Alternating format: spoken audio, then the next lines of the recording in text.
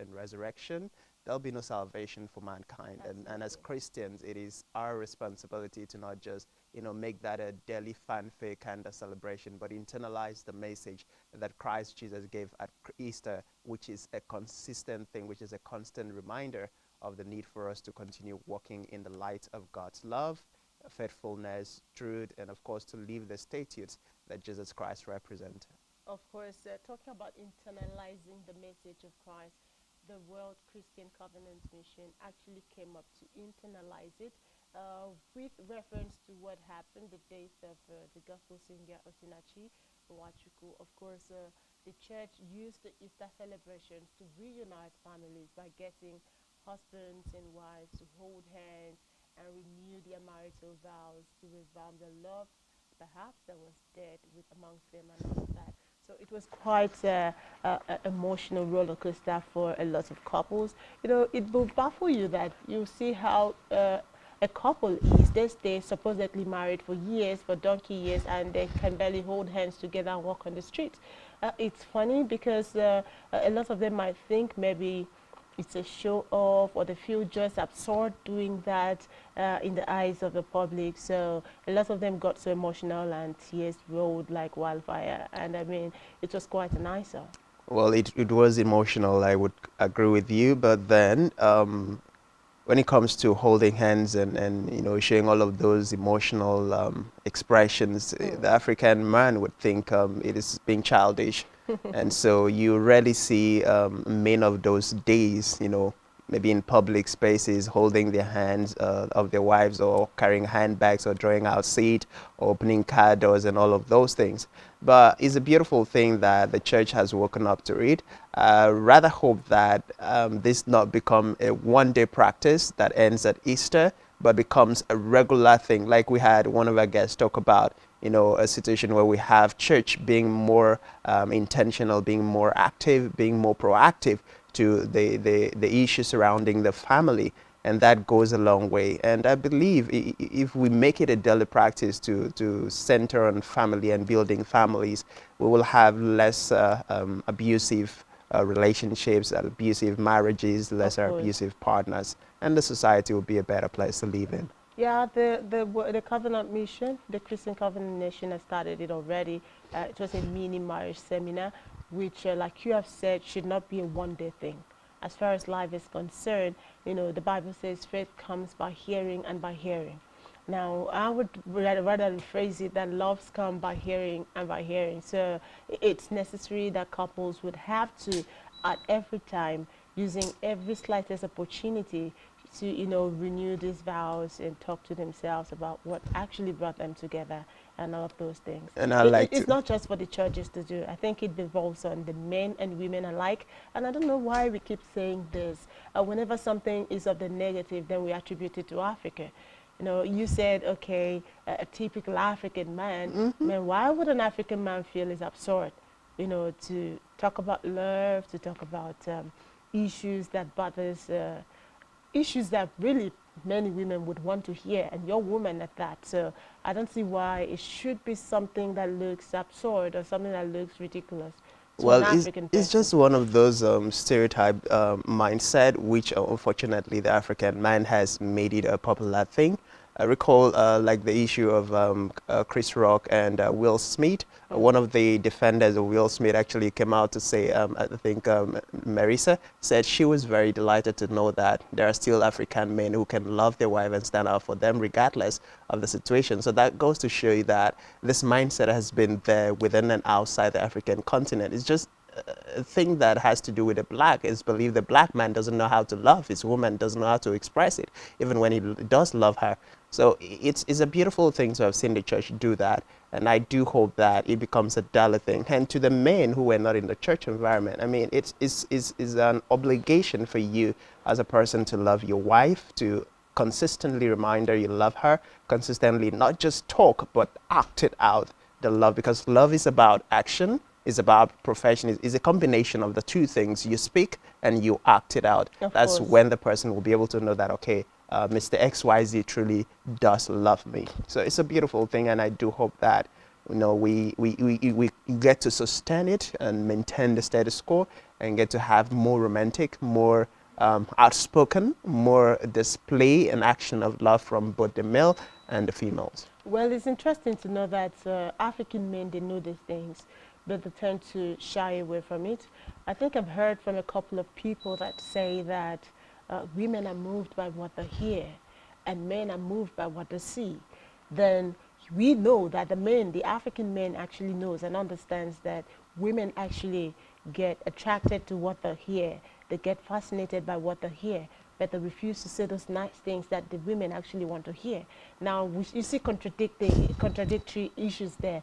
But on the other hand, women understand that men are moved by what they see. And quite frankly, I'm not justifying indecent dressing. But if a girl actually wants to get an attention, well, perhaps she would know one or two things to do about it. So why do men shy away from doing those things that they know can keep their women happy and all of those things? It's quite a serious cause for concern, but I know that in the spirit of Easter celebration, the death and resurrection of Christ must have an effect, or should have an effect in their lives, and perhaps they'll have everything. Now, why are you smiling? Why are you giving me that smile? Well, it's a beautiful thing to hope. I mean, today's Easter Monday, and we're still, in that spiritual enclave of talking about Easter and all the beautiful things that comes with it. So I do want to share with you this morning that men and women will take the responsibility and internalize that message of love, message of forgiveness, because like the pastor said in church, it's one thing to have them hold hands, it's another thing for them to actually forgive whatever misdeeds their partner may have done within the time frame which led to the strain in their relationship. So it's a beautiful thing, and having that forgiveness and forgiving wholeheartedly, and then making the determination to work on your relationship going forward, and then try to avoid the things that you may have done that led to that strain, is going to significantly transform the home front. And when the home front is being transformed, the church is transformed, and of course the society will be as well transformed. I think it boils down to forgiveness, which is the whole message of Easter, because quite frankly, a number of persons have still felt disappointed by their partners. They felt angry. They felt, would I say, betrayed, and they still had to hold it back. And all those rage inside, because perhaps they don't want to create a scene, or they don't want to, be vocal about it. You see that a lot of persons might be holding so much inside that they can't let go. At the same time, they can't still forgive. So it boils down to forgiveness. And I feel if forgiveness is present in any relationship, if people can learn to forgive one another, then I don't see why we would have violence and all these domestic issues in our society no more. Yeah, it boils down to violence and forgiveness rather. But then there is also another part that sometimes most couples don't bring into their daily existence. You do something wrong and you don't have the humility to tell your partner, oh, I'm sorry, I won't do it again, and then follow through or try to follow through with that promise. A lot of persons would like you seen on the social media space, they say if you're a woman and you offend your husband, you don't need to say sorry. You just have to wait for the night time, and then you do all the things that will attract your husband to you, and that settles the case. It's not for the women. I think it's for the male folk. Yeah, it's both ways, but I'm just citing that as an instance. Then on the other side of the mail, you say you do something to your wife, you don't have to necessarily apologize. Just go get her a gift or send her an alert, and that settles the issue. Yes, a letter will definitely make your wife happy, but it doesn't take away the place of you actually being humble enough and human enough to tell her, oh sweetheart, I am sorry, I know I'm wrong, I'm asking your forgiveness, I promise to not do it again. Same for the women folks. So it's very important that while forgiveness is at the center of relationship, you as a person will also have that humility to acknowledge when you've done something wrong and actually make amends for it. Well, rather than just say I'm sorry, then a lot of persons would say it should go farther than that, because the word I'm sorry has been abused and abused. It has become a cliche that quite a number of persons don't, get fascinated by that. I agree. Then you do something today, oh, I'm sorry. Or tomorrow, oh, I'm sorry. And that's why I said you don't just say sorry. Really sorry. You do act on it. You act on the sorry. You don't just say, I am sorry, I won't do it again. But you act on it. Because if you keep saying, I'm sorry, and then tomorrow you're saying, I'm sorry this hour, the next hour you're doing it again and you're saying, I'm sorry, at some point the person gets used of using your, I'm sorry. However, I'm sorry goes a long way to heal. Because I recall while we're back in nursery school, we were taught about the 5 magic words. Then you hear, please excuse me, I'm sorry, pardon me, and all of that. Then those are very courteous words that you can use to quench a flame of fire. That's how you get someone so offended, and then you just say I'm sorry. Then you see that, the aftermath that was looking like it's going to be like brimstone or something, then just comes. Then it also determines the I'm sorry, how it's perceived.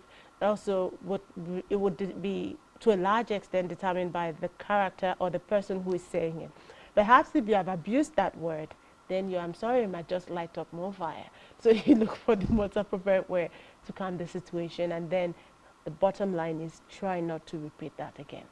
Exactly. I totally agree with you. So in order not to repeat that, you don't just say, I'm sorry by mouth. You also say, I'm sorry by actions, and you follow it up. And when you're consistent, I mean, there's nobody who doesn't want to forgive his or her partner, because you know from the moment you sign that contract forever, together forever, you definitely know that person is not a saint. So one day, some way or the other, the person is going to do something that, doesn't sit well with you. So the best thing is open your heart to forgiveness, open your heart to apologies, and open your heart to being genuine about whatever expressions you're going to make within your relationship. Of course, this church, the Covenant Nation, actually, held a 15-minute seminar.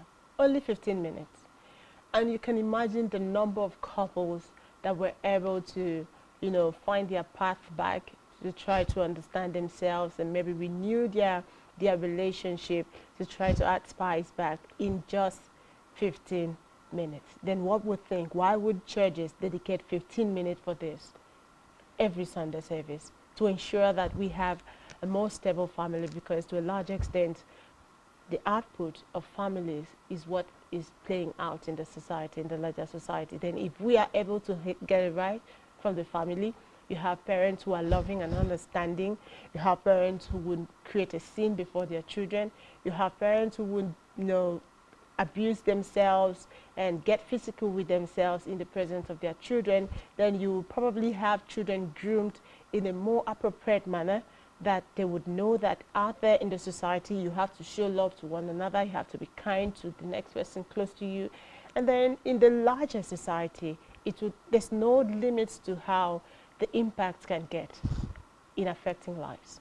You can never tell to what extent the impact of what happens within the family is going to affect the church, and it's going to affect the larger society. Don't forget that we first as individuals are the church before we move to the larger church and then the larger society. So everything is interwoven, everything is interconnected, and whatever happens at one end affects what happens at the other end. And that's why it's very critical that families, churches place emphasis on building healthy family, where we have healthy children who would grow to become healthy adults, who would in turn produce healthy children, and the generation of healthy family lifestyle and healthy church continues to grow, and of course a healthy society. So it's a beautiful thing, and if I were to be at an advisory position, to tell the churches what to do, I would say make family seminars, building couples, reconnecting couples, making couples up, be a normal daily Sunday routine, a normal weekly routine. If you don't want to take it to Sunday, in order not to affect the order of church service, then you can make it an every weekend thing, where you know that every weekend this is a channel for families to come together and talk things out, make that recommitment to make their relationship work. So that will go a long way to not just build the spiritual life of the family, to also build the spiritual life of the church. Because I mean, it is the individuals who make up the church, and when you have toxic individuals who are not in tune with the Spirit of God, then the church is not going to be spirit filled. Well, there's no way you have a spirit-filled church if the church space is toxic, because the Holy Spirit of God would definitely not be found in such a place. But well, it is interesting to know that Easter celebrations has brought this to bear, has created a lot of impact in 2022. It has reunited so many families, and the message the world over is love. The message the world over is forgiveness. The message the world over is to turn a new leaf, to ensure that Christians actually shine the light while reflecting on the sacrifice of Christ at the cross. And the message should be accepted, and not just being accepted because it has been accepted prior now, decades ago, but let it be replicated in each individual. Completely agree with you. Without replication, then the message is a failure. I mean, not a failure on the part of Christ, but a failure on the part of us who are Christians and who have chosen that tack to relive the life of Christ. So it's an obligation, it's a sacred duty that we must uphold as far as we are calling ourselves Christians, because if we fail to do that, then we fail our Master and Savior Jesus Christ. And ultimately, I don't think any of us would want to get to that point where we miss out on the heavenly rest just because we failed to do one of two things that was being required of us during our stay here on earth. Absolutely, because the whole essence is to make it on the last day. It's about rapture. It's about the second coming. So yes, this is where we pause to move ahead to the news brief desk, where we get to find out what is happening in Nigeria and beyond. So don't go anywhere. Rise and Shine will return after now. Please stay with us.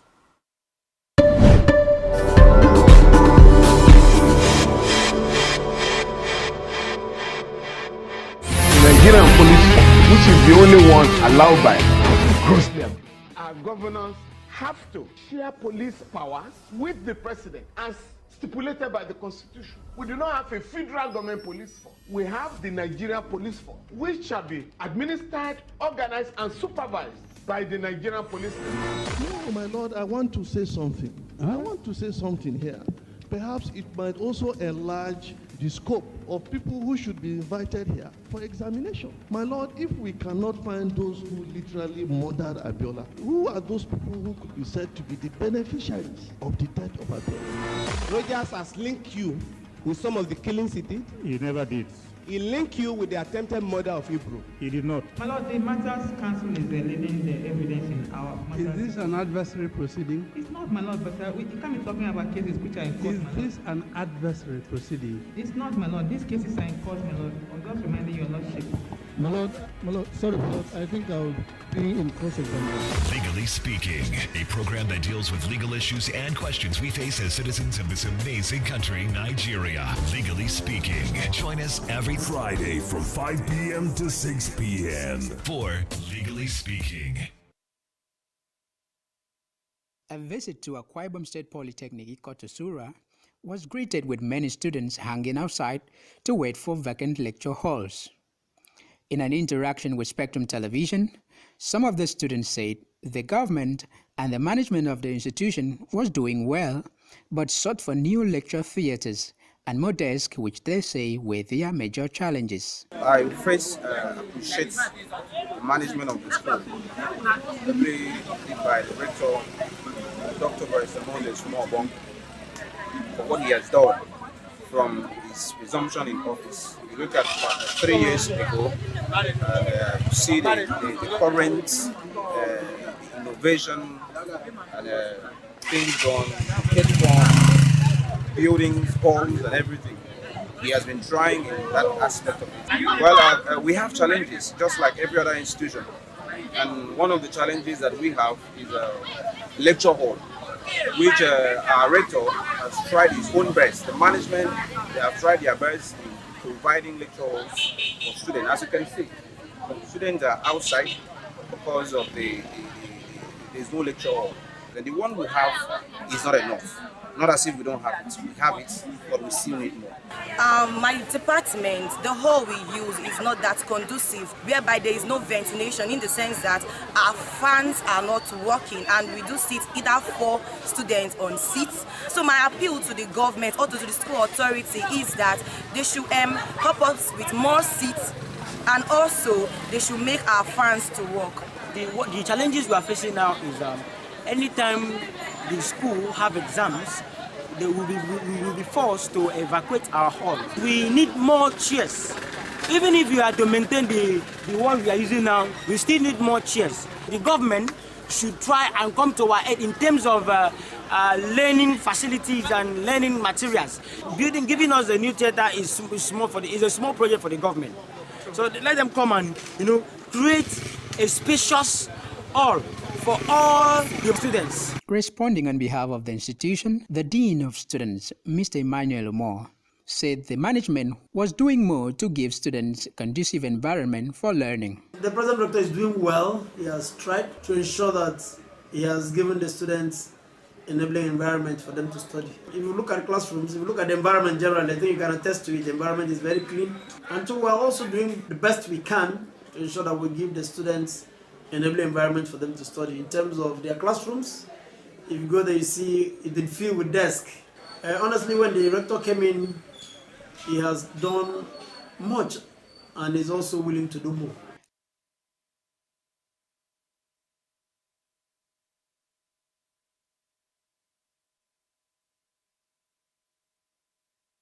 Electricity is an essential part of modern life and an important part of any country's economy. Its use spans from domestic to commercial and industrial activities.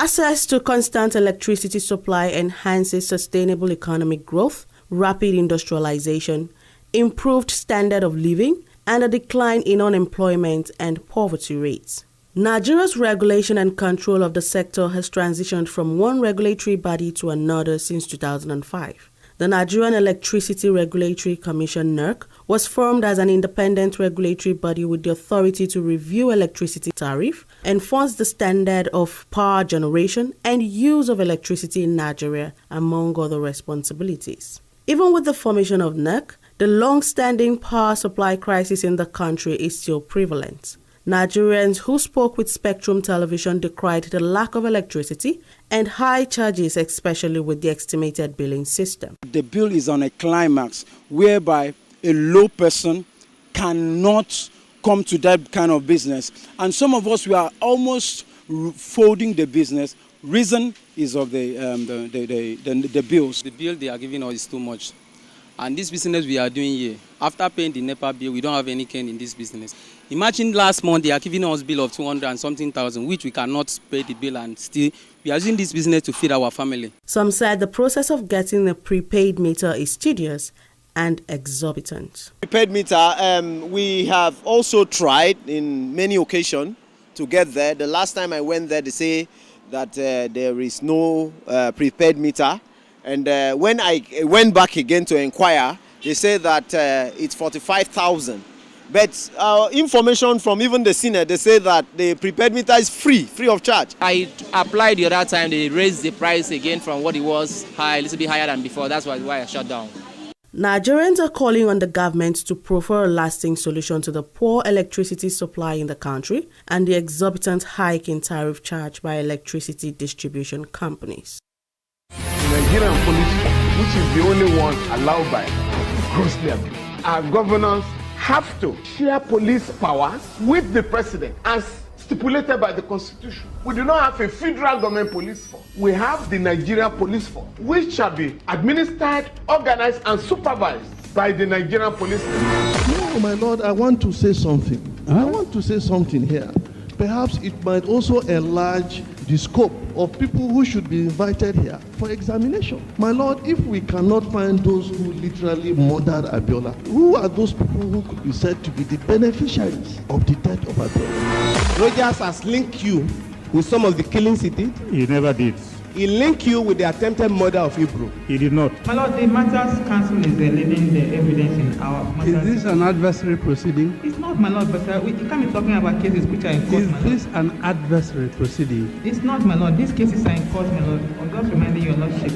My Lord, sorry, my Lord, I think I'll be in cross-examination. Legally Speaking, a program that deals with legal issues and questions we face as citizens of this amazing country, Nigeria. Legally Speaking. Join us every Friday from 5 p.m. to 6 p.m. for Legally Speaking.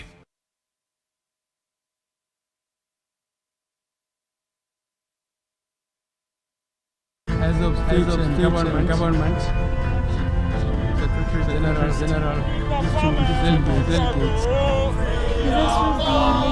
Voting for SpectrumTv to recover for the lapses taken into account.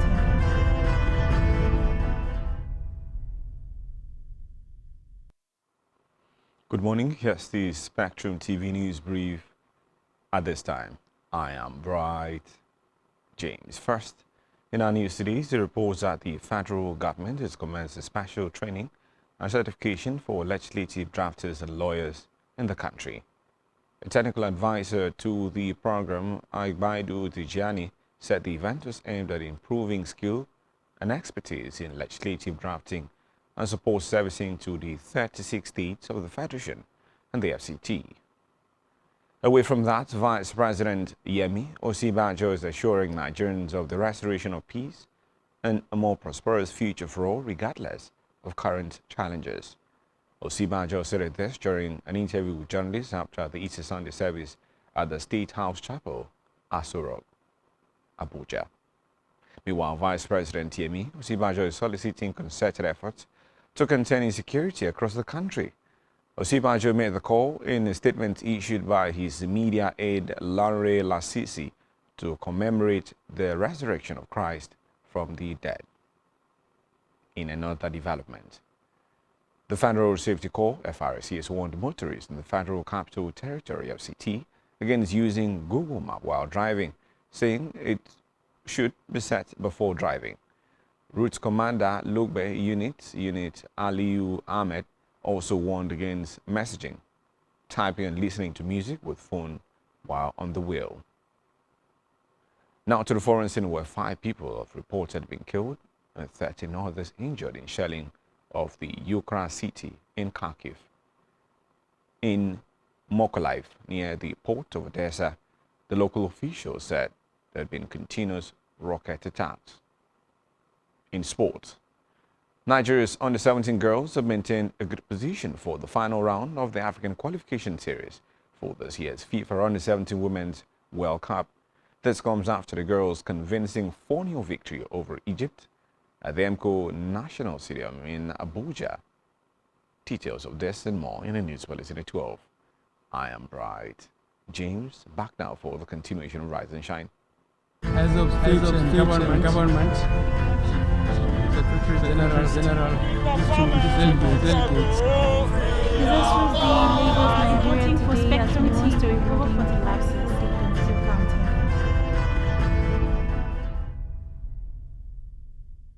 Nigerian police, which is the only one allowed by grossly abuse. Our governors have to share police powers with the president as stipulated by the Constitution. We do not have a federal government police force. We have the Nigeria Police Force, which shall be administered, organized, and supervised by the Nigerian Police Force. No, my lord, I want to say something. I want to say something here. Perhaps it might also enlarge the scope of people who should be invited here for examination. My lord, if we cannot find those who literally murdered Abiola, who are those people who could be said to be the beneficiaries of the death of Abiola? Rogers has linked you with some of the killings he did. He never did. He linked you with the attempted murder of Hebrew. He did not. My Lord, the Matters Council is leading the evidence in our matters. Is this an adversary proceeding? It's not, my Lord, but we can't be talking about cases which are in court, Is my Lord. this an adversary proceeding? It's not, my Lord. These cases are in court, my Lord. I'm just reminding your Lordship. My Lord, sorry, my Lord, I think I'll be in cross-examination. Legally Speaking, a program that deals with legal issues and questions we face as citizens of this amazing country, Nigeria. Legally Speaking. Join us every Friday from 5 p.m. to 6 p.m. for Legally Speaking. All around the world, women have consistently risen to show that they were created for a purpose, and each woman is a working vision and dreams, a provider of solutions to challenges facing humanity. Across all walks of life, professionally, in business, politics, arts, and artisanship, women have demonstrated that they have the capacity, are resilient, and relentless in the pursuit of their goals. Statistics has shown that women perform 2/3 of the work for 10% of the income and only 1% of the assets, and constitutes 70% of the world's poor. In line with the proverbial saying, give a female a house and she will turn it into a home, it is important to note that at the core of man's problem is man's inability to grow past pride, greed, and biased religious, cultural, and socio-economic barriers that has consistently placed women in the disadvantage. More important is the true reality, which as a matter of obligation requires both men and women to admit the truth about the immeasurable impact women have made on development, and thus support the fight for empowerment of the girl child. Women's economic empowerment is central to realizing women's rights and gender equality. Women's economic empowerment includes women's ability to participate equally in existing markets, the access to and control over productive resources, access to decent work, control over their own time, lives and bodies, and increased voice and agencies and meaningful participation in economic decision-making at all levels, from the household to international institutions. Empowering women in the economy and closing gender gaps in the world of work are key to achieving the 2030 Agenda for Sustainable Development and achieving the Sustainable Development Goals, particularly Goal number 5, to achieve gender equality, and Goal number 8, to promote full and productive employment and decent work for all. Also, Goal number 1 on ending poverty, as well as Goal number 2, which centers on food security, and of course, Goal number 3, which borders on ensuring health, and Goal number 10 on reducing inequalities. With more women, economies grow. Women economic empowerment boosts productivity, increases economic diversification and income equality, in addition to other positive development outcomes. For example, increasing the female employment rates across the world will match and help countries and individuals as well as homes to grow. Increasing women's and girls' education attainment contributes to women's economic empowerment and more inclusive economic growth. It is important for us to understand that women have sustainably contributed to the development and advancement of society. Let us all remember that empowering the female is key to breaking the chains of poverty in the family and society at large, and thus join hands to build the equally empowered society.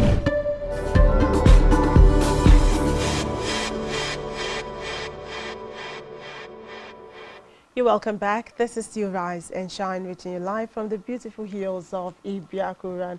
And of course, we've talked about the death and resurrection of Christ and the efficacy of Easter, and why every individual should at least, allow that message to go deep and act upon it while dealing with human beings and other persons around him. Well, away from that, we also, before now, went ahead to get some insight on the newspaper decks, where we got to find out what's happening or what perhaps would be happening in Nigeria. And we're back again. It's still Rise and Shine. And for your notice, we are live on our different social media handles on Facebook and on YouTube. So you can use the handle at SpectrumTv, then get talking. Of course, we're diving into the main issue of discuss today, which happens to be our topical issue for the day. I'm talking about commemorating the World Heritage Day, which is celebrated the world over on April 18th. Yeah, indeed, World Heritage Day. It's a beautiful day. I mean, we are nothing without our heritage, without our background, our history. That's what makes us unique as a people. That's what makes us unique as a community. That's what makes us unique as Africans, And so on this year edition of celebrating the World Heritage Day, I just had to, while reading up the essence of the celebration, couldn't feel much better than understanding that without getting to understand your root and the struggles that have been, within the root system that you come from, you probably might not be able to understand the level of sacrifices that persons have made for you to be able to access the level of liberty that you have presently. And so those heritage, those ancestral lineage, those historical fact goes a long way to tell us about who we are, what we have gone through, and what we should be, fighting forward, going forward. And so it's a beautiful thing to get to celebrate World Heritage Day. And it takes a mind back to a lot of beautiful and sometimes weird and bizarre memories, especially for us Africans. Yes, that throwing that line, when we talk about heritage and bringing it down to Nigeria, yes, this year's theme is heritage and the climate. Then one thing I've realized is that there's hardly a day in recent times that you celebrate any remarkable day that the climate is not in focus. It boils down to the necessity, the urgency that the climate needs to be restored because of the many adverse human activities that has marred the ozone layer and all of that. But we're talking about heritage and bringing it down to Nigeria. I think Nigeria is one of the richest countries when it comes to heritage. We can make boast of over 250 plus languages, with major tribes, Hausa, Igbo, Yoruba, and the fourth tribe being Efik-Ibibios. And you'll realize that within those four major cultures, you have other subcultures like the Ijaw, the Isoko, the Tiv, and all of that. Then if you look at each of these culture, the beauty, the dance, the heritage involved. And I mean, Nigeria is one country that if really invested, if government chooses to invest in tourism, I think no country would have been able to meet the match. Definitely, Nigeria is blessed, humanly speaking. We are blessed, materially speaking. We are blessed, resources-wise. We are blessed, cultural-wise. I mean, look at Akwa Ibom, for instance, the different communities we have, the different dances, the different foods, the different languages. It's just too enormous. And then you take that to the Nigerian scene. I mean, there is literally no state in Nigeria. There is literally no local government that you wouldn't see a variation or a semblance of a culture that is in place. Then talking about the different dance steps, talking about the different traditional belief system, talking about the different tourism sites. I mean, it's just enormous. It's just so amazing that this difference rather and the diversity is what actually makes us more unique as a people. And the most beautiful thing is that, you know, you would rarely see a culture in Nigeria that doesn't have one or two things, you know, in the continent of Africa. And that dance is being shared between the Cross River people and the Akwa Ibom people.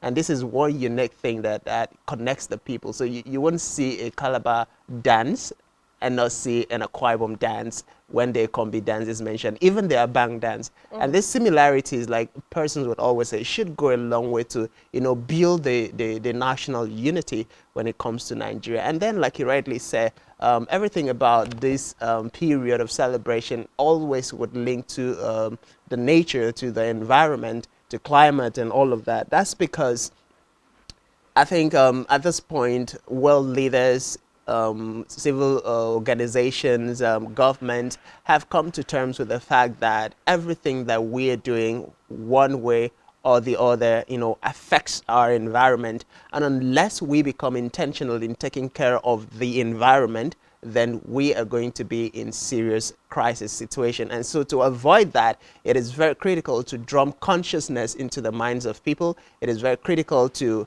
you know, create that awareness and sense of responsibility for us to take into consideration that whatever we do affects the environment, and whatever affects the environment in turn affects us negatively or positively.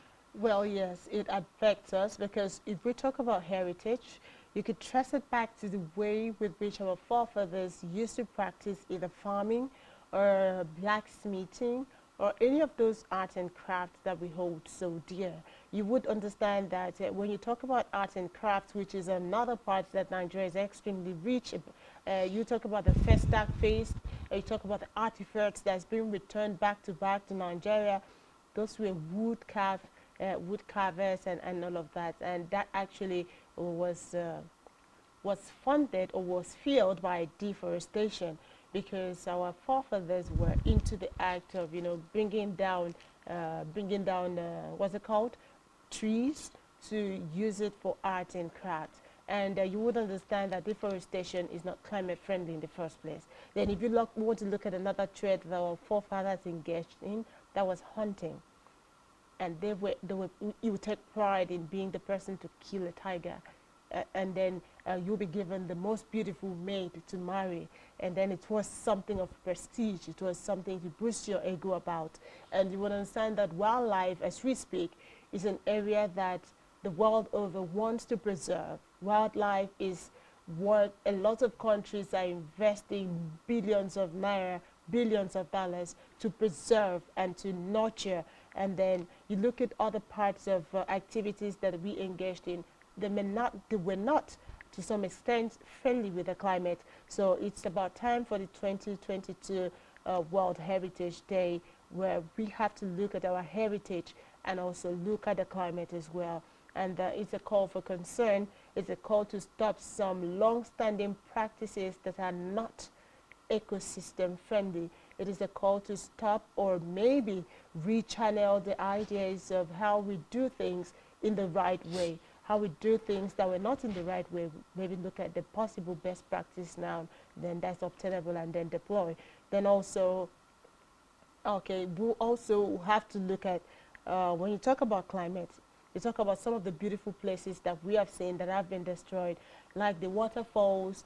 You know, it needs quite a long maintenance culture to be able to preserve the Ogun waterfall and all those strategic places that we have across. And just recently, a team of our Spectrum staff were able to discover around us here in Itu, a place where you have water come out from a tunnel, a clay water running out and all of that.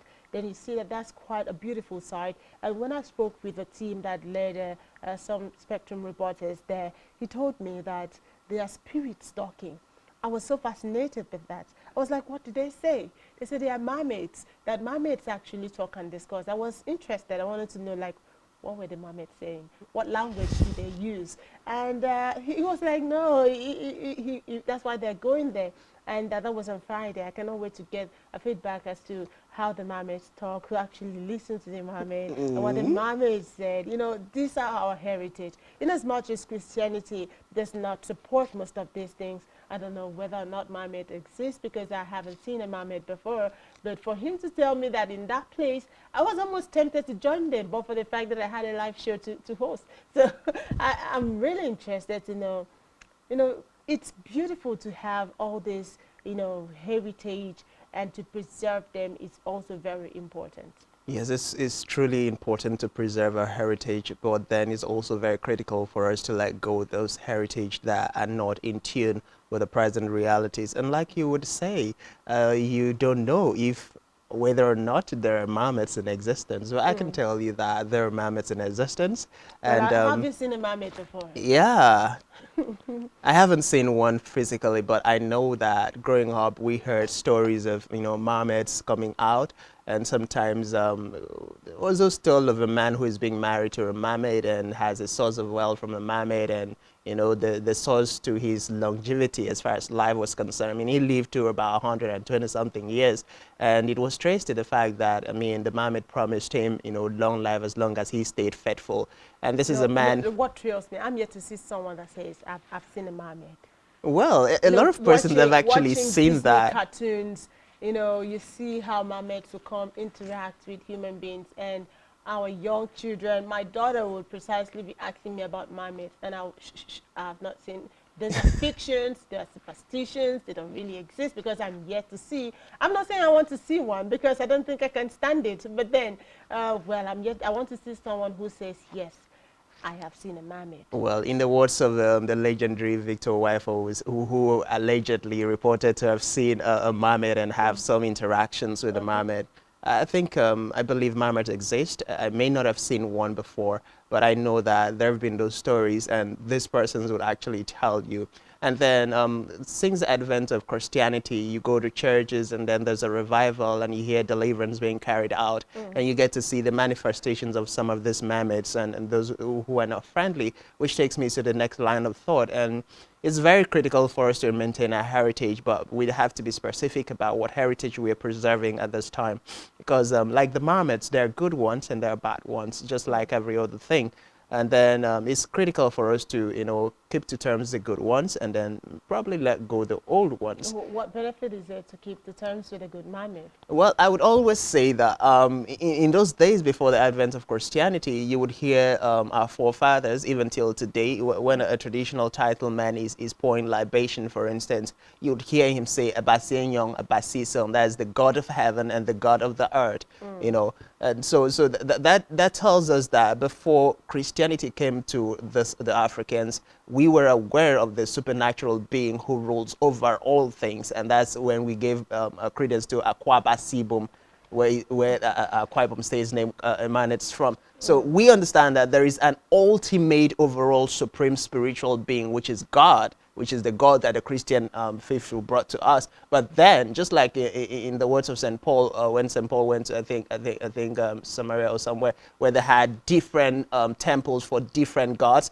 and then there was one for one there was written there, the unknown being, or the unknown God. And so Paul said, this one you call the unknown is actually the ultimate true God. So these spirits are there, and we know that they are in existence, but then there is an ultimate spirit, which is the Spirit of God. So in as much as Christianity is very critical, we also have to understand that these other gods exist. And that's why in some tradition you have the gods of thunder, like in the Yoruba land, we have the gods of fertility, the gods of twins, and all of those different gods in place. It is emphatic for every Christian faithful, because we are being admonished to just serve one God. God is really a jealous God. Perhaps that's the reason. That explains why a typical human is extremely jealous. Then I think talking about holding those two, well, maybe we will need a traditionalist. No, not just a traditionalist, the fathers of faith, to come, deal with some of these issues, some of these questions that are begging for answers, talking about the sub-spirits and the ultimate spirits of God. But well, that is not our focus. I know one thing you said emphatically that I quite agree with is that in as much as we want to maintain our heritage, it is important we streamline and we know what exactly we want to carry to the next generation, what exactly should be maintained, what exactly should be, abolished. Because quite frankly, you would recall that there was a heritage we had that was traced to the killing of twins. Thanks to Mary Slessor, thanks to the advent of Christianity, now every woman is desirous to have a twin. Take your mind back to like 50 years back, 70 years back. What would have been the case? You would have been tied down in the evil forest with an excuse that you are demonic, that you are possessed. How would you bring two children at the same time? I mean, what level of ignorance? Now, you see, that was abolished, and today every woman wants to have not just twins, but triplets, quadruplets, and that you have twins is something that everyone would celebrate you for. But quite looking at it, frankly, it's about time streamlines have run.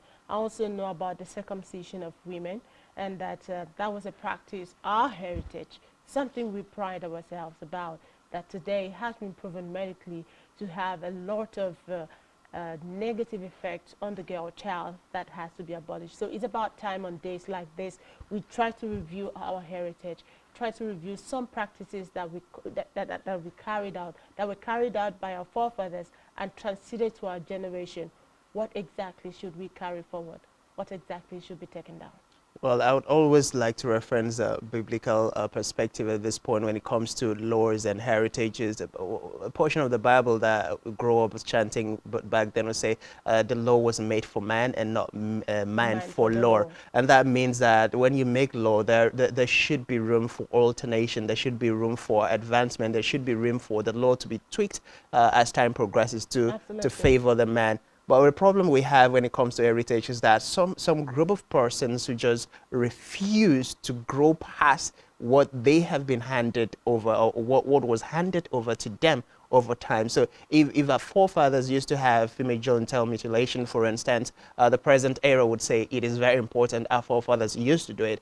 But a wise man would say, if our forefathers used to do it, they didn't have the level of information that we now have. They were not aware of the fact that, circumcising the female child, just like you would circumcise the male child, would be detrimental to the female child while it advances the health of the male child, for instance. And so if our forefathers probably at that time were exposed to some level of information like we have now, they probably would have abolished such tradition. But we find persons who would refuse to move away regardless of the truth, regardless of the facts, regardless of the new information, regardless of the dangers it's causing, possibly because they want to hold on to that mantle of power or authority and claim to be the masters and custodians of a culture and tradition. And that is one thing that we need to do in this particular generation in order to advance not just our lives, but the ones of our children and those coming after us. So we need to know that, yes, the law the tradition, the heritage has been handed over to us. But then at this point in time, we have to filter it, get the ones that are good, the ones that are in tune with the present day reality, medically, spiritually, mentally, and otherwise, and then get going with that. And the ones that are not in tune, we put an end to it, and probably, have a redesign of those traditional beliefs, and it can still be passed down from generation to generation. Absolutely. I see that coming through very soon, because before now we had our traditional, the custodians of our tradition and heritage at the people of the older generation. We had people in their 60s, 70s, 80s mining the traditional seats of different communities, and it would, you agree, to be difficult for a lot of them to go past what their fathers practice, because to a large extent they have not acquired basic knowledge about how things operate in the modern day. Would I say, for lack of education, or for lack of a better word, to be more modest, they do not seem to be in tune with current realities, so they held it dear, they held it sacred. Now, in as much as that is so, look at what is happening now. Like the Oni of Wari, that was sworn in at about age 42 or thereabout. He's one of the youngest persons to have mined such an exalted traditional seat in South. And then you look at other persons that are taking over the traditional seats. Now I've seen a very young guy of about 32 mine a traditional seat in his village, Atinan precisely, and he's someone that has gone through education. He's currently a doctor with his PhD at hand. And I put a call to him. I was like, how do you feel about this? Do you really think you should do this? And he was like, why not? It's been handed down. I think he's the heir, and he was called upon to come and take over. I was bothered with the idea about being the custodian, talking about all this. I trust, maybe because I've not been there, but I believe it's quite a deal of job. And since he was not there, or he was not trained to be that, it just happened that his father passed on and the baton was passed to him. I don't think he has a fair idea about how that should be done, but I believe he's getting the right tutoring to speak. So I kind of felt for him. But if we have such persons, man traditional seat, if we have more of such persons, you would agree to a large extent that quite a number of art, heritage, and traditional practices that we have in this part of the world would change because of their exposure, because of their relation to current realities, because of what they know is happening to the younger generation. I believe there will be a change in some of these traditions. Well, that change wouldn't be traced as to the level of education or exposure, like the case you've mentioned. There are a lot of young persons taking over traditional council, traditional seats of authority and power all over the country, within and outside of Akwa Ibom State.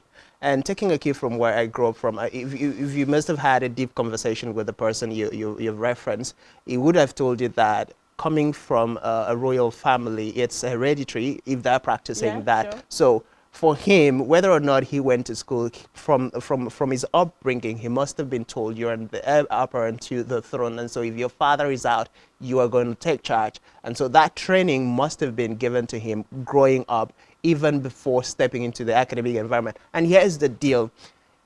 As the heir apparent, whether or not you're educated, the gods of the land still play a vital role, because at some point you have to go to them. At some point they'll have to okay that you have met certain criteria, even as the heir apparent.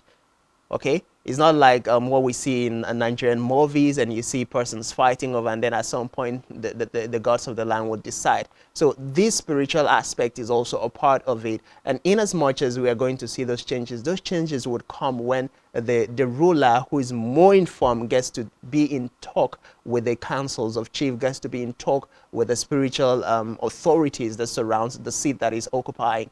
And of course, like I said earlier, sometimes we have this argument when people say just that we have Christianity doesn't mean we should let go our traditional practices.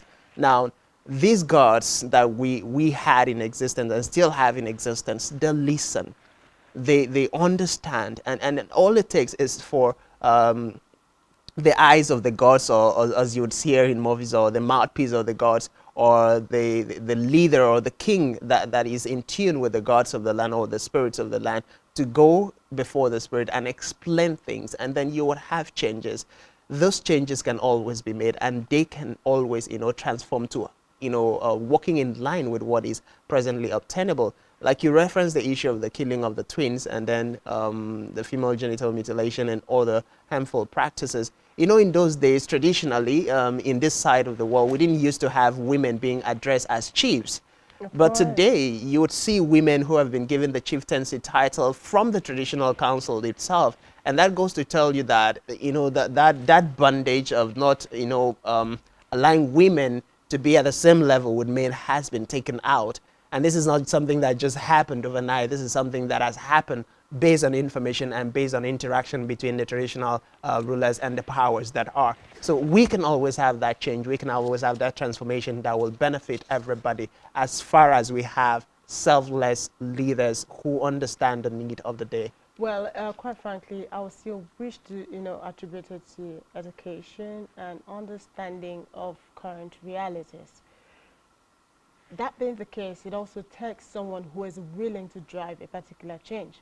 Because I know it's not going to be an easy task. I assume it might not be easy, but it takes the willpower to do so. Because I know sometimes, going by what we see on Nigerian movies, which I want to believe that they do research before they act out some of those scripts, you will see that some of these things might need some prizes, some sacrifices, and all of that. So if it is something that is, would I say, something that's obtainable, something that's within the reach of the community, something that someone can stand in for and then say, I actually desire this thing, so let it be, then it's easy to drive the needed change. And some yield heritage, some heritage or traditional practices that we might be, having at the moment that desire change. But well, at this point, we'll take the report on our heritage, and when we return, we'll be talking with our guest on this subject. And don't forget that we are live on Facebook and on YouTube, so do well to join us. Talk back to us. What's your opinion on this subject? We want to hear from you, and also, take your comments. Perhaps use the handle at SpectrumTv. We'll be back after now, so don't go away.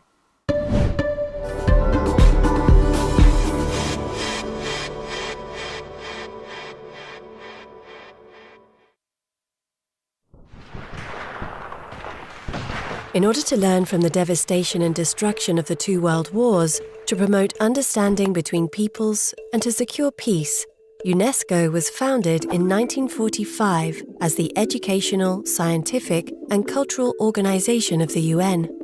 A remarkable event strengthened further international cooperation. Following the construction of a dam in the 1960s, the ancient temples of Abu Simbel were literally on the verge of sinking. An international rescue mission prevented this by dismantling the monuments and rebuilding them on higher ground.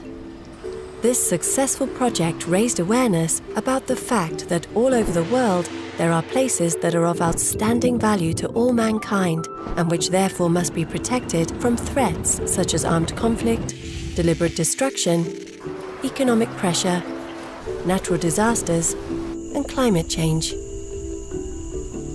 The idea of the World Heritage was born. In 1972, the first member states of UNESCO signed the World Heritage Convention and committed to preserving natural and cultural monuments and sites of outstanding universal value on their territory. For a site to be included in the World Heritage List, it must first be nominated by the country in which it was located. The nomination is examined by international experts who decide whether the inclusion in the list is justified. Finally, the World Heritage Committee, a body of 21 elected states, takes a vote. World Heritage Sites shows the diversity of cultures and natural phenomena that are tangible evidence of the bond between human beings and nature. The UNESCO World Heritage contributes to the preservation of these remarkable places and to promoting cultural exchange, dialogue, and peace in a sustainable way.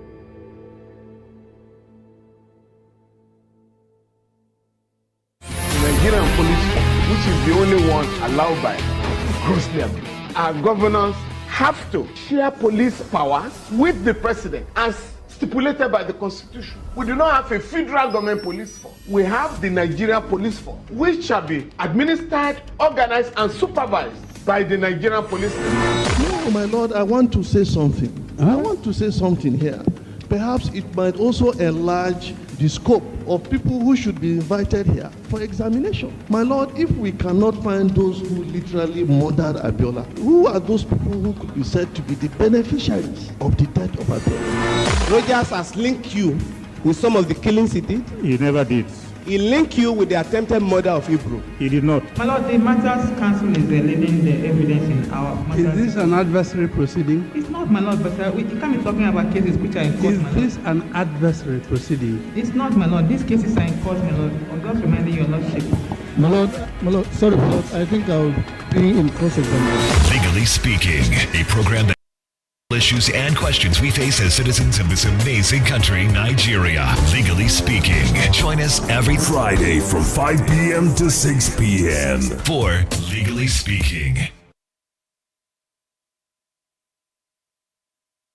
The Nigerian police force, which is the only one allowed by grossly abused. Our governors have to share police powers with the president as stipulated by the Constitution. We do not have a federal government police force. We have the Nigerian police force, which shall be administered, organized, and supervised by the Nigerian police force. No, my Lord, I want to say something. I want to say something here.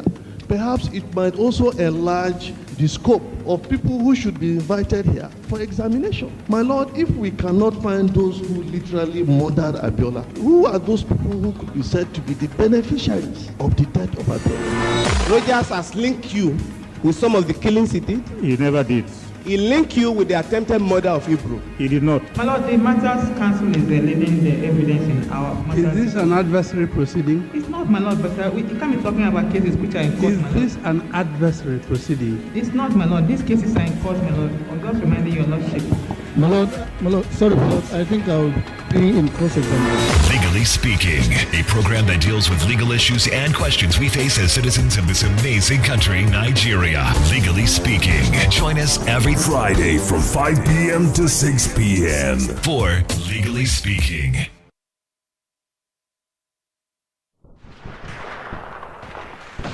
In order to learn from the devastation and destruction of the two world wars, to promote understanding between peoples, and to secure peace, UNESCO was founded in 1945 as the Educational, Scientific and Cultural Organization of the UN. A remarkable event strengthened further international cooperation. Following the construction of a dam in the 1960s, the ancient temples of Abu Simbel were literally on the verge of sinking. An international rescue mission prevented this by dismantling the monuments and rebuilding them on higher ground. This successful project raised awareness about the fact that all over the world there are places that are of outstanding value to all mankind and which therefore must be protected from threats such as armed conflict, deliberate destruction, economic pressure, natural disasters, and climate change. The idea of the World Heritage was born. In 1972, the first member states of UNESCO signed the World Heritage Convention and committed to preserving natural and cultural monuments and sites of outstanding universal value on their territory. For a site to be included in the World Heritage List, it must first be nominated by the country in which it was located. The nomination is examined by international experts who decide whether the inclusion in the list is justified. Finally, the World Heritage Committee, a body of 21 elected states, takes a vote. World Heritage Sites shows the diversity of cultures and natural phenomena that are tangible evidence of the bond between human beings and nature.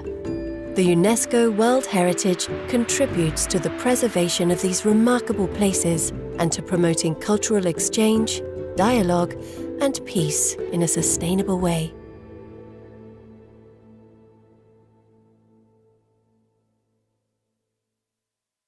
The Nigerian police force, which is the only one allowed by grossly abused. Our governors have to share police powers with the president as stipulated by the Constitution. We do not have a federal government police force. We have the Nigeria Police Force, which shall be administered, organized, and supervised by the Nigerian Police Force. No, my Lord, I want to say something. I want to say something here. Perhaps it might also enlarge the scope of people who should be invited here for examination. My Lord, if we cannot find those who literally murdered Abiola, who are those people who could be said to be the beneficiaries of the death of Abiola? Rogers has linked you with some of the killings he did. He never did. He linked you with the attempted murder of Hebrew. He did not. My Lord, the Matters Council is leading the evidence in our matters. Is this an adversary proceeding? It's not, my Lord, but we can't be talking about cases which are in court, Is my Lord. this an adversary proceeding? It's not, my Lord. These cases are in court, my Lord. I'm just reminding your Lordship. My Lord, sorry, my Lord, I think I'll be in cross-examination. Legally Speaking, a program that deals with legal issues and questions we face as citizens of this amazing country, Nigeria. Legally Speaking. Join us every Friday from 5 p.m. to 6 p.m. for Legally Speaking.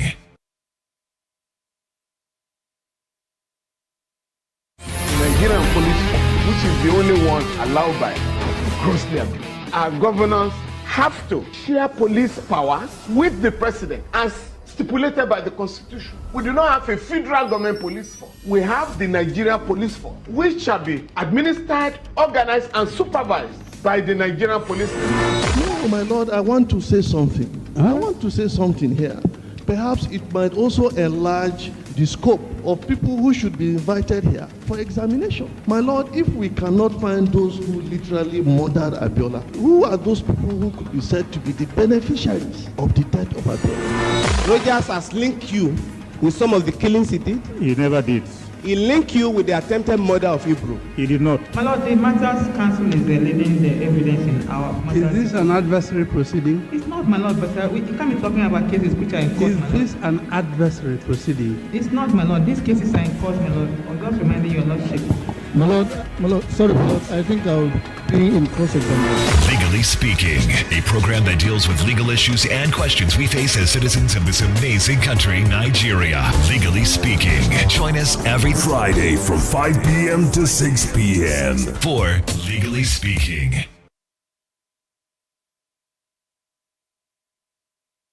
Nigerian police, which is the only one allowed by grossly abused. Our governors have to share police powers with the president as stipulated by the Constitution. We do not have a federal government police force. We have the Nigeria Police Force, which shall be administered, organized, and supervised by the Nigerian Police Force. No, my Lord, I want to say something. I want to say something here.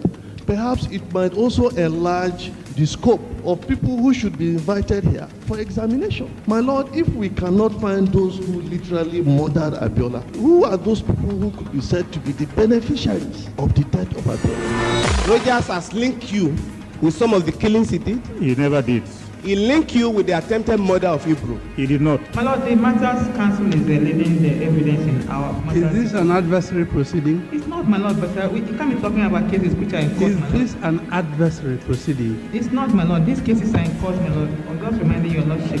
My Lord, sorry, my Lord, I think I'll be in cross-examination. Legally Speaking, a program that deals with legal issues and questions we face as citizens of this amazing country, Nigeria. Legally Speaking. Join us every Friday from 5 p.m. to 6 p.m. for Legally Speaking.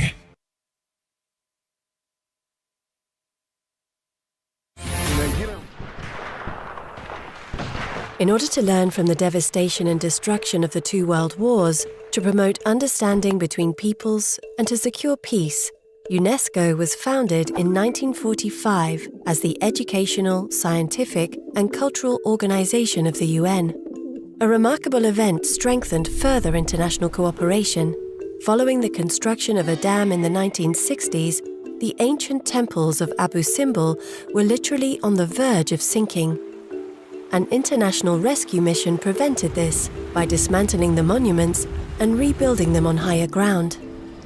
This successful project raised awareness about the fact that all over the world there are places that are of outstanding value to all mankind and which therefore must be protected from threats such as armed conflict, deliberate destruction, economic pressure, natural disasters, and climate change. The idea of the World Heritage was born. In 1972, the first member states of UNESCO signed the World Heritage Convention and committed to preserving natural and cultural monuments and sites of outstanding universal value on their territory. For a site to be included in the World Heritage List, it must first be nominated by the country in which it was located. The nomination is examined by international experts who decide whether the inclusion in the list is justified. Finally, the World Heritage Committee, a body of 21 elected states, takes a vote. World Heritage Sites shows the diversity of cultures and natural phenomena that are tangible evidence of the bond between human beings and nature. The UNESCO World Heritage contributes to the preservation of these remarkable places and to promoting cultural exchange, dialogue, and peace in a sustainable way.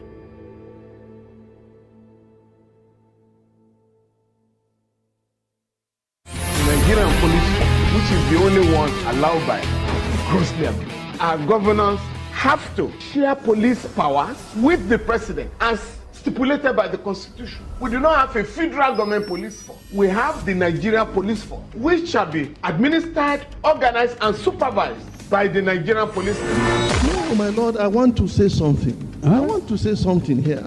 Perhaps it might also enlarge the scope of people who should be invited here for examination. My lord, if we cannot find those who literally murdered Abiola, who are those people who could be said to be the beneficiaries of the death of Abiola? Rogers has linked you with some of the killings he did. He never did. He linked you with the attempted murder of Hebrew. He did not. My lord, the Matters Council is leading the evidence in our matters. Is this an adversary proceeding? It's not, my lord, but we can't be talking about cases which are in court, Is this an adversary proceeding? It's not, my lord. These cases are in court, my lord. I'm just reminding your lordship. My lord, sorry, my lord, I think I'll be in cross-examination. Legally Speaking, a program that deals with legal issues and questions we face as citizens of this amazing country, Nigeria. Legally Speaking. Join us every Friday from 5 p.m. to 6 p.m. for Legally Speaking.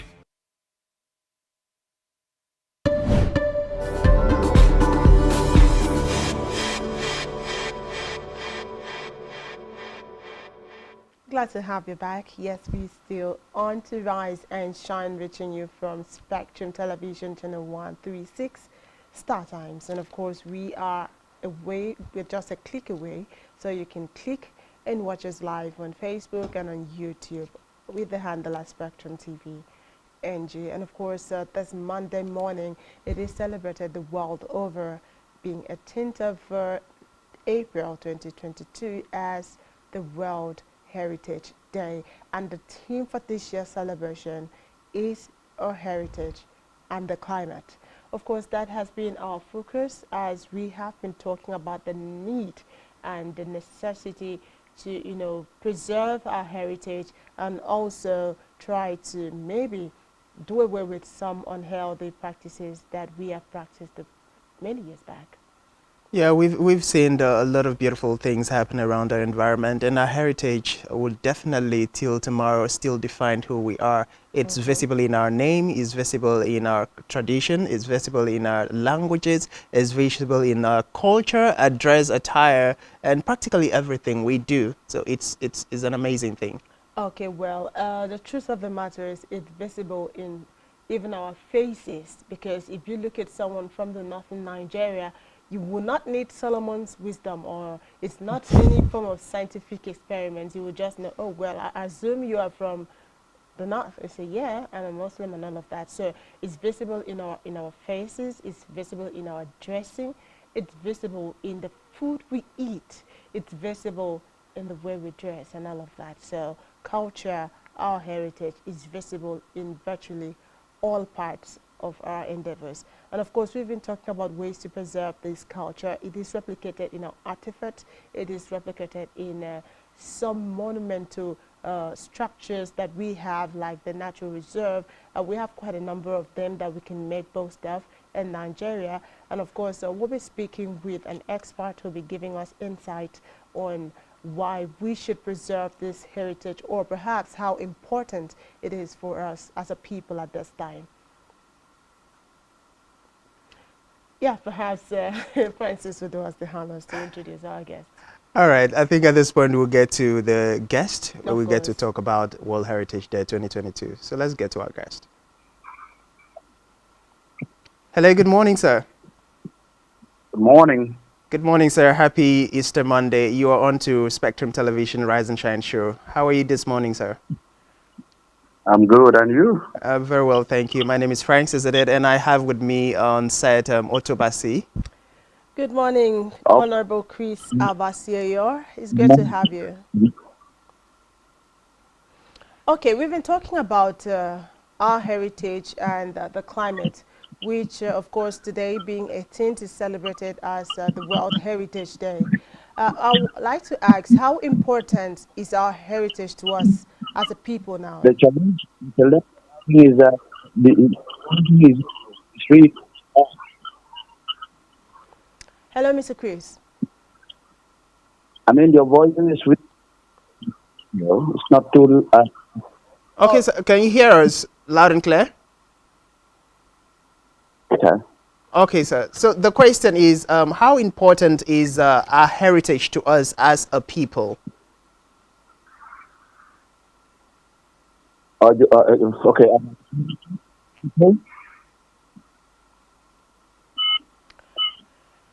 I think we're having some issues with our network reception right now, so we'll have to try and reconnect to our guest. And I hope the network will be very friendly, because we really need to. Hello, sir. Can you hear us?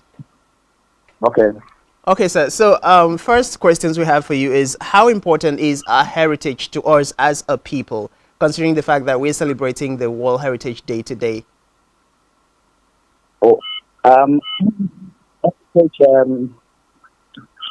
Involves a lot of anything said, everything you have inherited, everything inheritance is under heritage. Meaning, in this case, it's generally of heritage, a big name that I can in specific terms, all that. Hello. Yes, we can hear you, sir. Can hear you. That international side, I promote. I've come to talk about heritage in very good.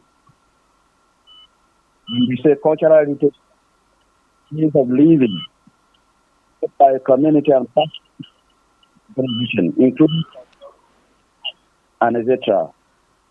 Like the people eat the way they did their draw, the way they do their festivals, their marriages, their burial, rituals of entrance, all those one put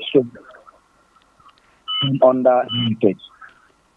For example, heritage is you are keeping in. There are some culture you not see begging as a shaping thing. Culture sees begging. Fortunately, we go to men who were not invited to gather outside, waiting for big men who will be so that they can go in their cars. But it is not our heritage. Passed down to us, but however, heritage is to be. There are a lot of heritage, but we have to pick into heritage. We will stand up good into tourism. So a whole lot. For example, we have some heritage sites. Look into aquarium. So if you be able to talk about heritage, heritage can be. Okay, sir. Hello. Hello. Honorable Chris, okay, you've mentioned quite a couple of things, but I know you've mentioned also that Akwa Ibom is very rich in cultural heritage. You've also tried to know that to distinguish some cultural heritage from natural heritage and all of that. I'm concerned. We know Nigeria is the beauty of Nigeria is a diversity, and Nigeria is very rich in terms of culture and heritage, and it cuts across all ethnic groups in Nigeria, which can be is stipulated about 200 plus now. How would you describe our heritage as a country, or what effects does it have on us as a people? Yeah, Nigeria is a classical case of a people from diverse cultural heritage still coming together and living together more than 100 years since the unification in 1914. Even in Europe, such countries have parted their ways. So Nigeria is a classical example in people with diverse cultural heritage still living together. And this can be transformed and developed into special tourism attraction. Cultural tourism is an important aspect of tourism because these are aspects of tourism which cannot be transferred or bought with money. So you have to go to where such festivals are hosted to see things for yourself. So if Nigeria should pick interest in capitalizing in their unity in diversity heritage, they will attract a lot of tourists to visit Nigeria. That is to say, a tourist that comes to Nigeria during cultural festival is likely going to see different things, but in one bond of unity across the length and breadth of the country. So these are the aspects for which we can utilize and transform into something glorious and benefiting to the extent of boosting our economy. Well, to us, that's the prospects that we have. But do you think it's a blessing to us or a curse? Hello? Hello, Honorable Chris. I'm asking, you mentioned the potentials we have as a country that is rich in diversity of cultural heritage. But I'm concerned, to us as a country, is it a blessing to us, considering the fact that to a large extent, Nigeria is not exploring tourism as a means of diversification? So would you say it's a blessing, the rich cultural heritage? Is it a blessing to Nigeria or a curse? It is a very great blessing. No culture is on itself a complete culture. Yes, cultures are very flexuous because of the nearness to the other cultures. So any culture that stands alone will soon die out. The richness of the Nigerian culture is in the diversity of our cultures as a people, because we learn certain things from certain rich aspects of the other cultures to enrich our own culture, and others also learn certain rich aspects of our culture to enrich their own. So there are more blessings in such diversity than vices. That is the truth of the matter, because there is unity in diversity and there is beauty in diversity. I tell you as a fact, if you go to a garden, a strawberry, with only one type of flower, the beauty will not be there if you have admixture of flowers in such a garden. So it is true of humanity. The world is beautiful when there are many races coming together. For example, the United States of America is the most looked after country in the world. The reason is that every culture is represented in America. There is no tribe which hasn't a person at least living in the United States of America. That is why some experts have said that America is a physical experiment of how paradise would be, because paradise will be made up of sin from all tribes and cultures. So America is that experiment according to them, because America is where all races can be found under the sun. Okay, sir. So this year's theme, World Heritage Day 2022, is Heritage and Climate, and the essence is to promote conservation, research, and employ sustainable strategies to protect the heritage site. Now, my question is, how does preserving different cultural heritage or different cultural sites translate into protecting our climate, protecting our environment? And what's the benefit of that to the Nigerian people? If you look at our cultural heritage, if we had studied them very well and kept faith with our cultural heritage, you would know that our cultural heritage had an aspect which protected the environment. Our cultural heritage defended the environment. Our cultural heritage made sure our environment were not flouted. I can tell you an example. That is where that are where we call Ifum in all over the places. This and that. Where it was forbidden for people to enter to cut down any tree. There are a few of such places still around. A few have been cleared and cut down in the name of development. I tell you, it was in a way, that is our traditional way of conservation of the vegetation. So our cultural heritage in that aspect is what the UNESCO is trying to encourage humanity, that those aspects of our heritage is protected, the environment should be reactivated and revived. So many farmlands you have around your place which are conserved, where people are forbidden to enter. It was a style, that was a traditional style of conservation which we are now destroying. Okay, well, so one of the things that we know that UNESCO is trying to protect is to keep our tourism potentials collectively and individually as a country together. Now, we know that so far Nigeria has not significantly utilized the fact that we have a lot of these heritage sites within. As an expert and somebody who understands the importance of tourism sites, what would be your advice to the Nigerian government as we stand as concerning our heritage site and maintaining our heritages? Yes, our heritage site won't be maintained or preserved dutifully, consciously, and sustainably for the sake of conservation or preservation. When we develop into tourism sites, it will be possible to have it preserved and conserved because everyone wants money.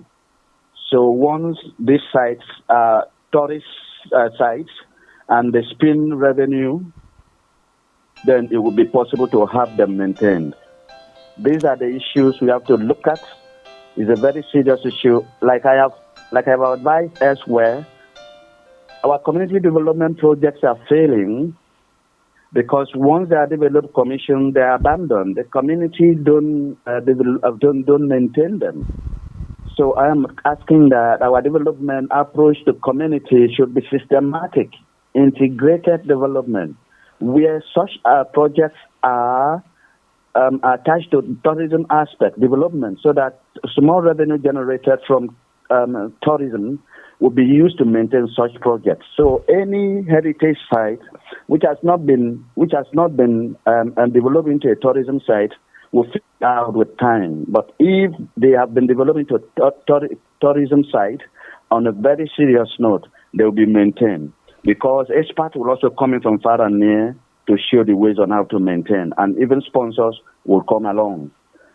For example, in Akwa Ibom State, we have a lot of tourism sites which have not been developed. I can start coming from Ibiono,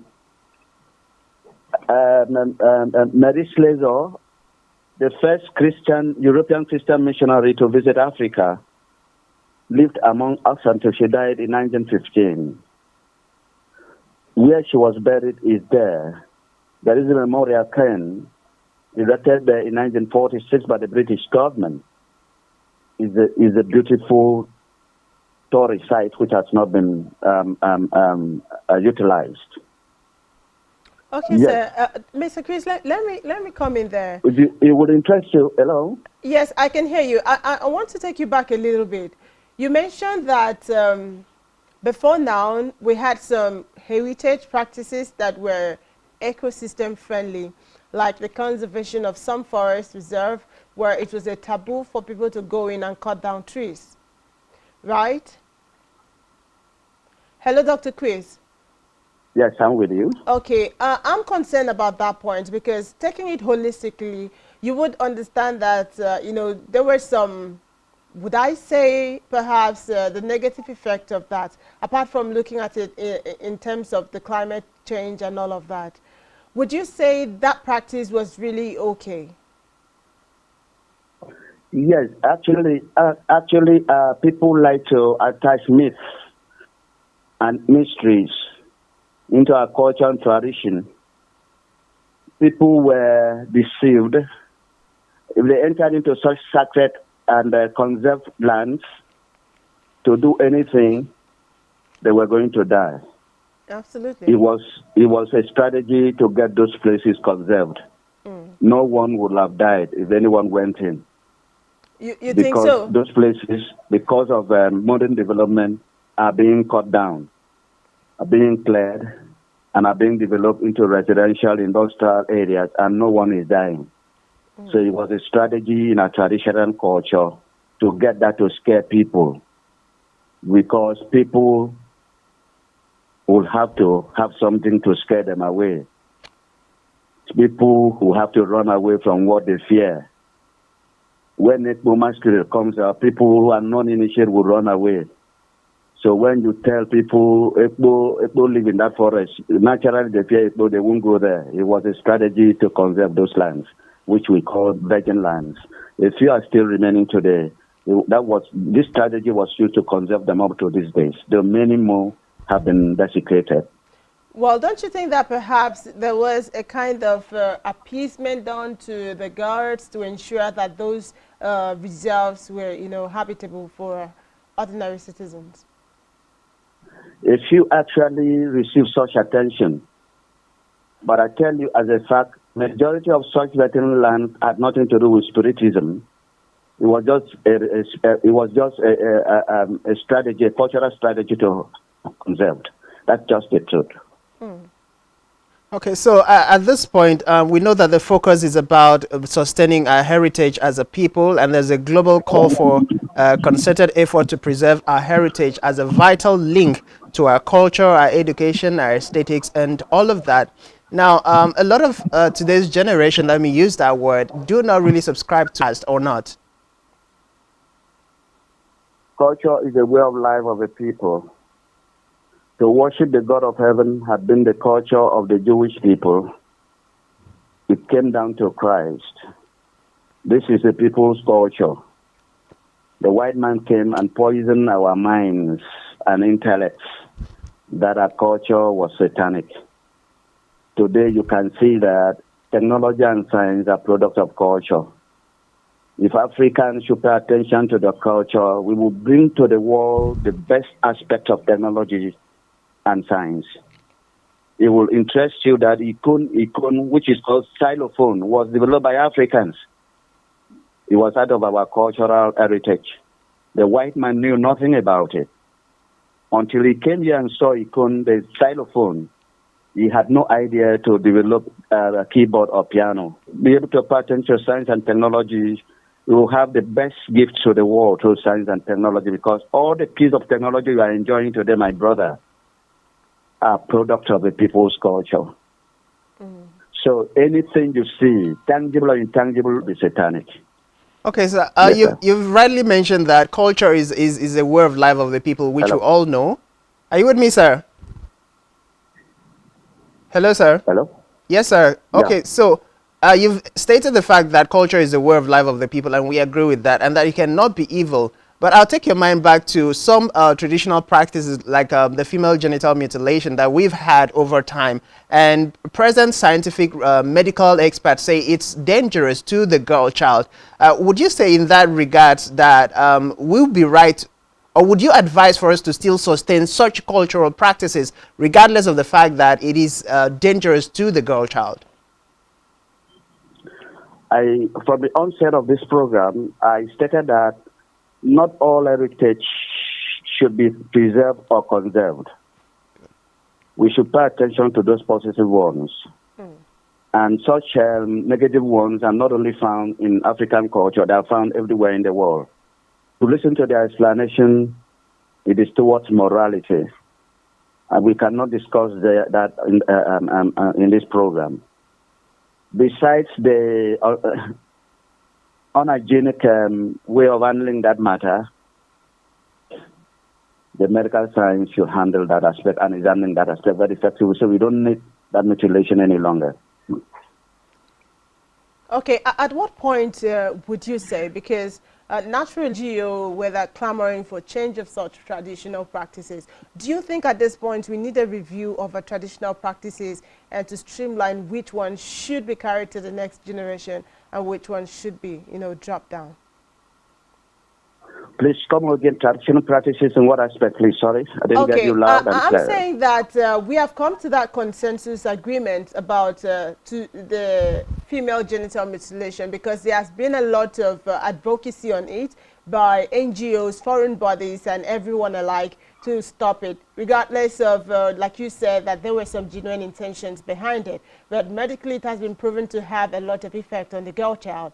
Now that happened, that was we were able to come to that compromise because a lot of agitations has been done. But there are some other cultural practices that might not, be good enough to carry forward. Perhaps there are no persons coming up to agitate for a drop on such cultural practices. So I'm asking, do you think we still have some cultural heritage and practices left that we need to abolish at this point? Yes, severally. Besides the genital mutilation we are talking about, which I think the practitioners had a reason. If you listen to them, they were sincere, they were honest. They wished the girl child well, but they were deprived by that. The girl child who was unable to speak for herself was not allowed to speak for herself. So if it were to continue, the girl child should grow into an adult and take such a decision for herself, because there are certain privileges she was expected to let go or lose by that action. So she should be allowed to take that decision on herself, and by the grace of God, medical science is there for her if she wants it. But I tell you as a fact, it should not be practiced traditionally the way it were. Take that away, that a lot of other practices where we have to do away with. The kind of demands made to children of a diseased person, they go sell out the only thing they will have used to progress themselves, to get money in order to bury their parents. Such things must be dealt with. There should be no standing lists of marriage items. Let individual parents decide what they want to do with their daughters during marriage. These are things we have to work hard. A lot of young men are in love with a lot of young girls. They can't go forward to announce this to their respective families because of the fear of the material demands. This is unfair. Well, if you say so, what would you say? What would you recommend as an expert as a way forward by which we can go about to stop some of these practices? Come closer to your mic. Okay, I'm asking, what would you recommend as the way forward? How do we go about to stop these practices? The best way is first enact laws to criminalize such practices which are deemed in modern time as obnoxious, and to encourage NGOs and even be partly funded by the government to serve as a watchdog, because we have a lot of laws in this country against a lot of practices and actions in this country, but they are not effective because the watchdogs are not effective in watching out for those who break such laws. So let us have a lot of NGOs to help us watch over this aspect of social activities we are talking about. In that way, there will be that fear, the phobophobia. I tell you as a fact, everyone is a lawbreaker. What makes people become good citizens is a fear of the law. That is why Europe and the West are doing well in this aspect, because their law is there available to catch on anybody. The lack of implementing our laws is why we are lawless. Everyone is lawless. What gives us sense of being law-abiding is the fear of what the law would do to us. So when we know that the law will not catch up with us, we are reckless. Okay, it's true that when we know the law is not going to catch up with us, we are restless. And then talking about dealing with the different practices that are no longer in tune and that are injurious, like you rightly mentioned, the issue of marriage, where we have outrageous lists from communities as against the parents. Now, I want to draw your attention to the northern axis of Nigeria, where we have reportedly high rate of child marriages, and sometimes we are told that this is because the child protection law, the Child Act law, has not been adopted by the different states or some of the states in the northern region. Now, as an expert, what do we have, or what would be your advice towards ensuring that if, for instance, we have a constitution in the Federal Republic of Nigeria that outlaws a particular practice, that this constitution goes down to the state level and becomes a law that is adopted statewide or nationwide to ensure that these laws are being implemented? Talking about northern Nigeria, it still seems child marriage is part of their culture, because their own belief is based on the fact that once pubic hairs are developed in those private parts, the girl is ready. So that is the mentality. So there are children who develop these hairs earlier in life. What that means that if a child of 8, 9, 10 years develop pubic hairs, it will be deemed an adult. That is the challenge. That is the issue. Since it has to do with their religion, no constitution will solve that problem. Is to use the Islamic authorities to approach that issue. Hello? Yes, I'm with you. We can hear you. Well, you said it's to approach it through the Islamic courts, which of course it's available to those practicing Islamic religion. But I'm concerned, chancing a way forward, I know there's so many potentials, like you have rightly mentioned before now, a lot of potentials, natural heritage in Akwa Ibom lying west, not developed. Apart from, having the governments go into such sites to develop it as a tourist attraction, do you think it would be okay if we have private individuals try to maybe, invest in that direction? The number one step to take is to put in place Tourism Development Commission. But we have the Culture and Tourism Board. The Tourism Development Commission. The challenge we have is that around 2017, I was the chairman of a tourism consortium for the Ministry of Tourism, Culture and Tourism. Are you there? Yeah. Hello? We are with you, sir. We can hear you. Hello? Hello, sir. We are with you. We can hear you loud and clear. Okay. So, I was the chairman of the tourism consortium, which consulted for the Ministry of Culture and Tourism. Okay. We brought in other experts to work with us. We developed a master plan. The Ministry of Culture and Tourism, then under one Honorable Antai, came up with a carnival in Uyo. The Christmas of 2017 breaking 2018 had Uyo agog in tourism activities. It has never been so, and has not been so since then. You know why? Because the commissioner left. The commissioner left for a political inspiration. And he died. If it were a tourism development commission, empaneled by law, that will not happen. By now, we will have gone far in tourism development. Given what is happening in Calabar, we will have stolen Carnival from Calabar by now. So, the tourism development to be there and empowered by law to look for sponsors and developers to take up these sites and develop on an agreement of percentage of what should be due the states. This is the way to go. Public-private partnership in developing these sites. Government would not do it, especially in a state that is earning so much from oil. They say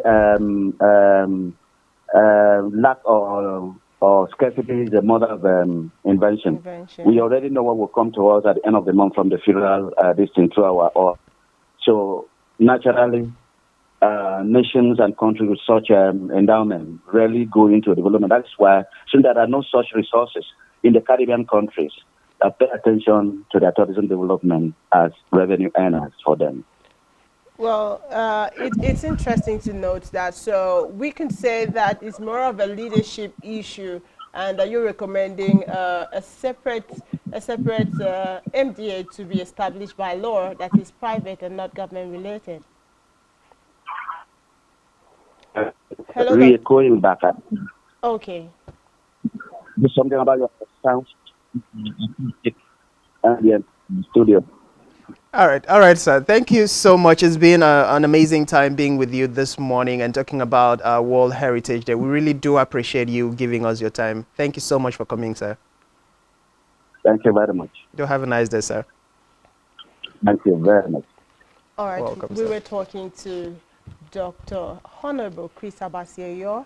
He's the former commissioner for information at Akwa Ibom State, and he's been, drilling out interesting bullet points there.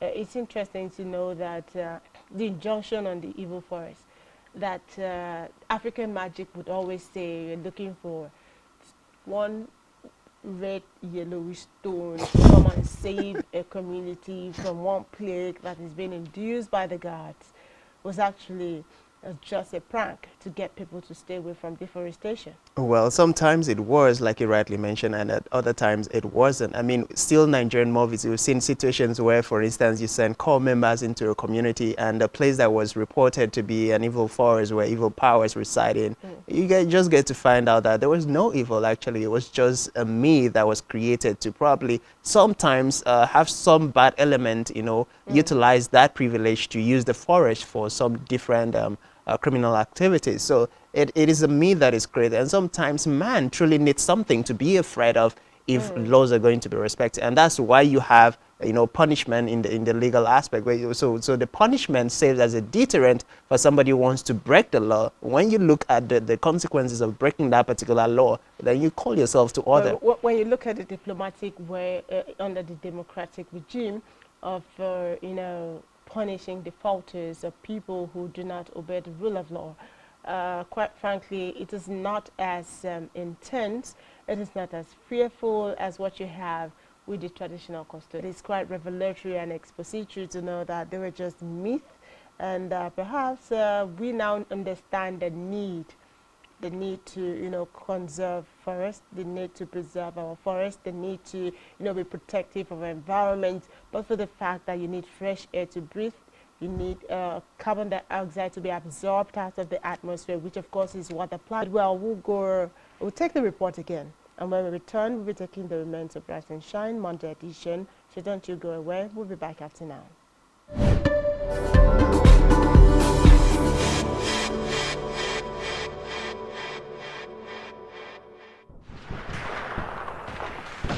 In order to learn from the devastation and destruction of the two world wars, to promote understanding between peoples, and to secure peace, UNESCO was founded in 1945 as the Educational, Scientific and Cultural Organization of the UN. A remarkable event strengthened further international cooperation. Following the construction of a dam in the 1960s, the ancient temples of Abu Simbel were literally on the verge of sinking. An international rescue mission prevented this by dismantling the monuments and rebuilding them on higher ground. This successful project raised awareness about the fact that all over the world there are places that are of outstanding value to all mankind and which therefore must be protected from threats such as armed conflict, deliberate destruction, economic pressure, natural disasters, and climate change. The idea of the World Heritage was born. In 1972, the first member states of UNESCO signed the World Heritage Convention and committed to preserving natural and cultural monuments and sites of outstanding universal value on their territory. For a site to be included in the World Heritage List, it must first be nominated by the country in which it was located. The nomination is examined by international experts who decide whether the inclusion in the list is justified.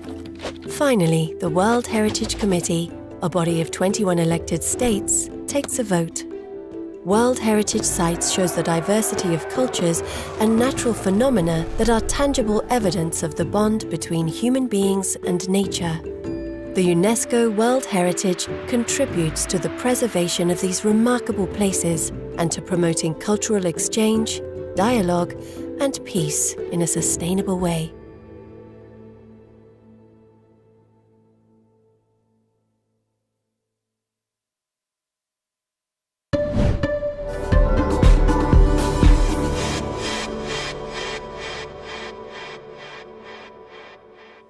Interesting one there. Yes, to have a drift and then to help you unwind with us on Rise and Shine, we'll take the funny video.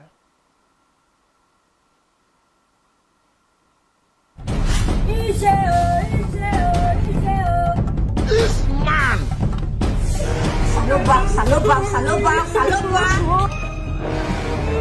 Don't go! No problem. Go! God will see you. I don't want to see you again. There is God. Divorced. Go! Go!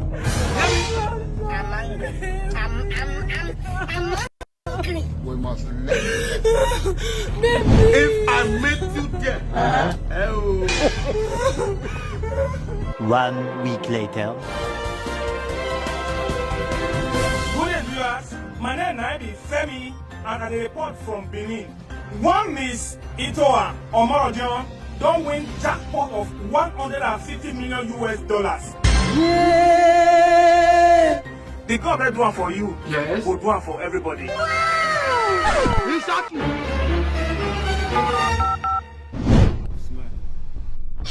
Hello?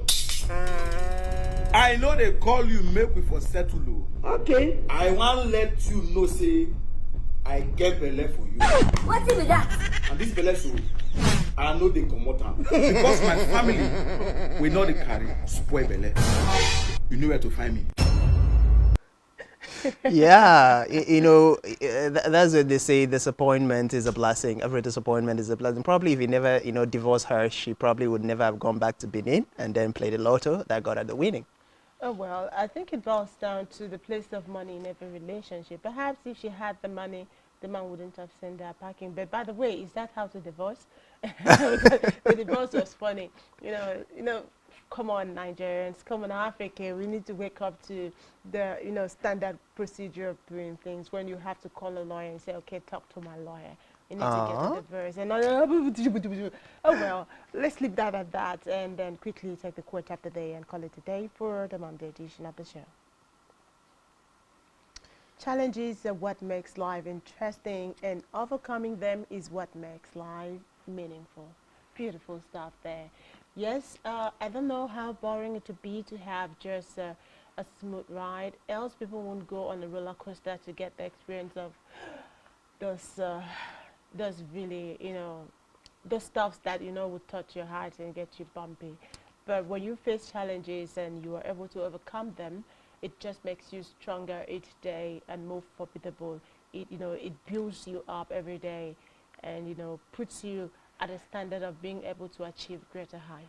Well, as the case may be, tough times don't last, but tough people definitely last. So be that tough person who would last longer than the tough time. Exactly, and that's a message for you this Monday morning. Yes, go ahead and overcome all the challenges that might come your way because, of course, we have given you the vibes and the right platform to start your day, and which is what we do on Rise and Shine. Yes, this is where we call it a day on the show, but join us again tomorrow for another edition of Rise and Shine. My name is Otto Basitam. And I am Frank Cizadet. Bye-bye.